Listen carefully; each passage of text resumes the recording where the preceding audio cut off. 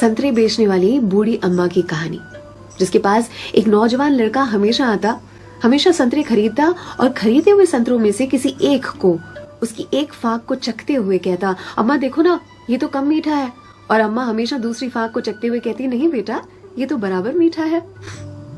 फिर भी यह लड़का बड़ी बेरुखी के साथ उसे खुले हुए संतरे को वहीं ठेले पर छोड़कर चलता बनता।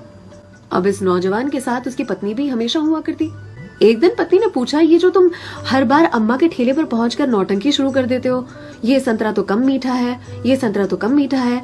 संतरे तो मैंने भी चखे हैं, बराबर होते हैं, लेकिन फिर इस नौटंकी के पीछे राज क्या है, चाहते क्या हो तुम? इस पर लड़के ने अपनी पत्नी को एक मीठी सी मुस्कान दी और कहा, मुझे भी पता है कि सारे के सारे संतरे बहुत ही मीठे होते हैं, लेकिन तुमने कभी अम्मा को देखा है? अम्मा इतनी गरीब है कि जो बेचती हैं उन्होंने कभी चखा भी नहीं होगा, इसीलिए तो एक खुला हुआ संतरा उनके ठेले पर छोड़कर आ जाता हूँ, मेरी ओर से उनके लिए।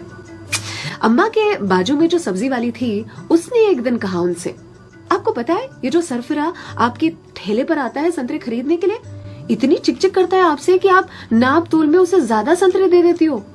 इस पर अम्मा ने कहा कि वो कभी मुझसे संतरे की मिठास पर चिकचिक करता ही नहीं है, वो ये चिकचिक करता है मुझे संतरा खिलाने के लिए, एक छोड़कर जाता है। क्या मुझे पता नहीं है? उसकी चिकचिक में भी उसकी प्यार की मिठास नजर आती है। वो कहते हैं ना कि मेरे हिस्से से ज्यादा तूने मेरी थाली में परोसा है, कितनी भी मुश्किलें दे ऊपर वाले, मुझे तुझ पे भरोसा है।